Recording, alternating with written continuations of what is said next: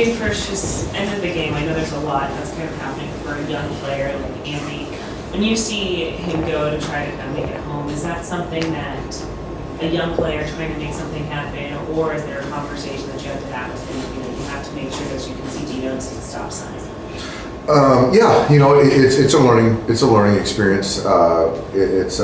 We've already talked to him a little bit about it, and you know, it's one thing to be defiant and to run through a stop sign when you see it, and there's another thing about trying to make a play, trying to be aggressive, seeing the bobble in the outfield, and that's what he did. You know, he just didn't have his head up to pick up Dino, who was clearly holding him up, but it still took a perfect throw, executed relay, and they made a great play.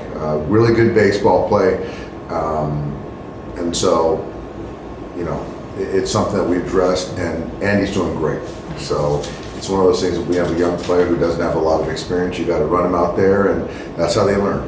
And then with Walker tonight, he kind of talked about how just a little bit of a different approach through their lineup and kind of using some different like off-speed pitches, things like that, in which he was able to find success. How have you seen him just kind of having to evolve now as a pitcher in this state, I guess, in his career? I think he's in the process of evolving. You know, it's easy for him to put his head in the sand and go with what he's always done.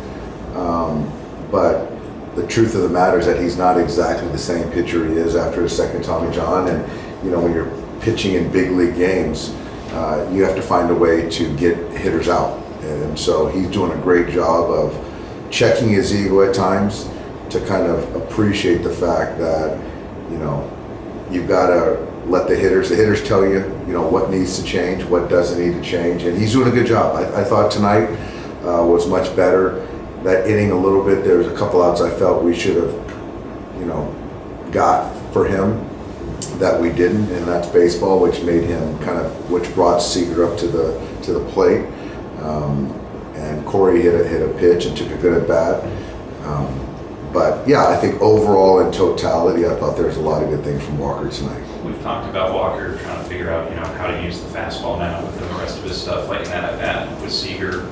He didn't go to it until that last pitch, but was that kind of the right sequence to you? Was that the wrong pitch in that spot, or just a kind of bad location? You know, I think I'm pretty good at not doing the second guessing thing, you know, because of results. I just think that if you look at that lineup and how they're swinging, there's one guy in there that you really don't want to beat you.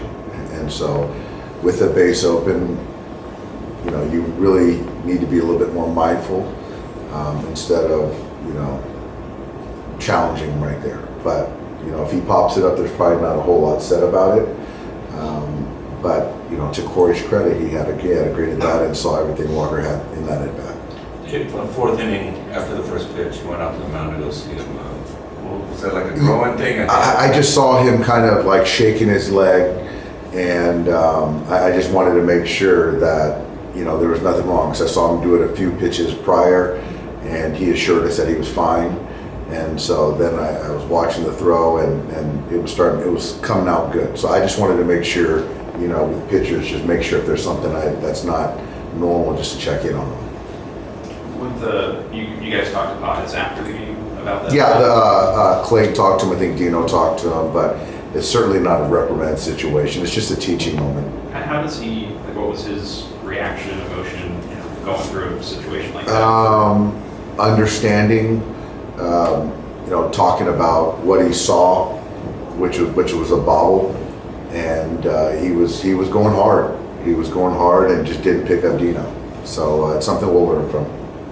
I think Kevin Biggio goes 1 for 3, gets the base hit, and the line on the 7th, 104 off the bat, and the error on the 5th. How would you just overall assess his Dodger debut? It was a good night. You know, I know that he liked to have that one play back, but he started double play in that first inning, which was big.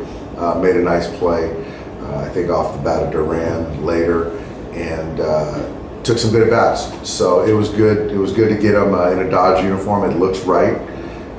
And he'll be in there tomorrow, so very happy to have him. Sorry. I'm sure there's examples of it, but to go from loved and the ovation he got yesterday and today to play with Corey and then booed after He should have got booed after the homer, yeah. Have you seen that before though? Oh, yeah. But it was good. He certainly deserves all the applause from Dodger fans, and he helped us win a championship. So, and he also deserved those boos after the 3-run homer. With Teoscar, just with taking that foul off, is he okay? He's okay. We X-rayed it. X-rays are negative, which is great.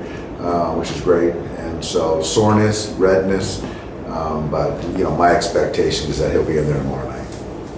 And then pitching plan for tomorrow, do you have any thoughts? Yeah, we're gonna open with Michael Grove, and then we'll kind of, everyone is available except probably Banda, and we'll kind of piece it together after that.